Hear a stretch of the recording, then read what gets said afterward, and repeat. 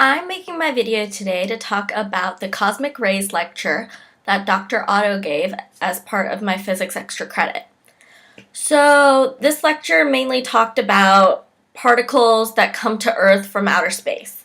And I thought he was going to be talking about cosmic rays proper, but he mainly discussed the particles that make up the rays.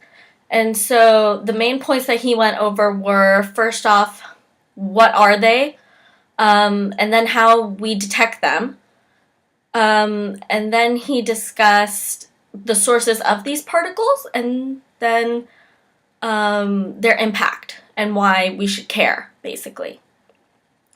So the various cosmic rays are made up from photons, muons, electrons, and protons, which we see them as gamma rays.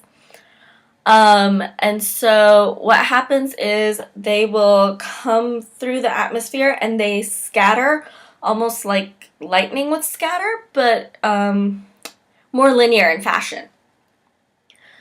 So their sources. There are lots of different things that can cause these particles, but the main thing for all of these sources is that they increase the momentum of the particles, which is why it reaches us. So some of the ways that this could happen is through neutron stars colliding, gamma ray bursts, supernovas, black holes and suns, and then pulsars. And I didn't really know a lot of these terms, so I actually went and looked up what these different things were. A neutron star is the result of the gravitational collapse of massive stars. So, for instance, if our sun decided to have a gravitational collapse tomorrow, we would have a neutron star.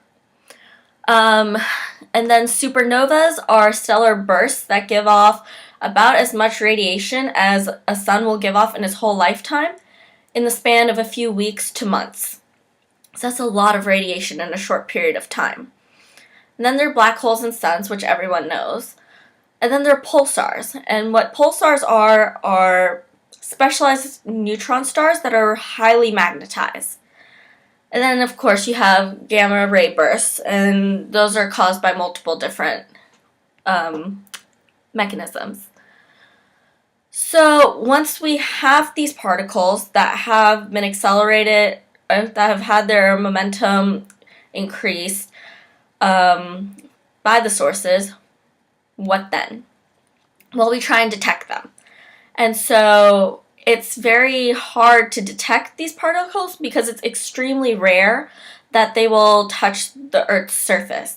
I think it's like once per kilometer square in a century. It's very, very, very rare. And so in order to increase the odds of having a particle hit one of the detectors, the detector areas need to be extremely large, because the larger the area, the greater your odds. And so the lecturer talked about two different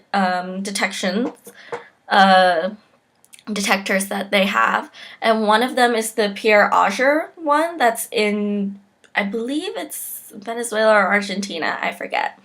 But it's somewhere down south in South America. And then there's also the ice cube neutrino sensor, and that's in the South Pole. One of the big things is by the time we're detecting it, it means that the particle had an extremely large EEV. And first off, you need an extremely large EEV just to travel that far, but also a large EEV shows to have a straight path versus smaller EEVs that are really condensed, curved, almost cloud-like structures are the way a protein would look when it's folded. So, I know, chem nerd. But yeah. And so why is this important to us, and why should we really care besides the fact that some things might be bombarding us from space? Well, this is because it helps us with radioactive dating, mainly carbon dating, so we can figure out how old certain things are, and this is a common practice that is used in archaeology and things like that. This is also sometimes like the seeds for lightning.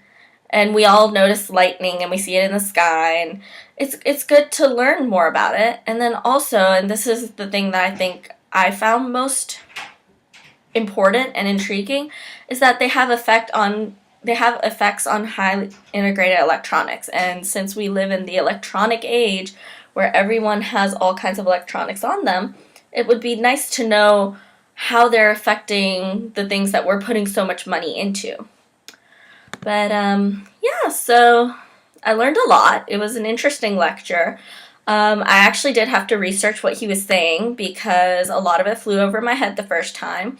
But then when I looked at things the second time and used a couple internet sources to cement what I had heard, it made a lot of sense and it was actually really cool. So I believe that's everything.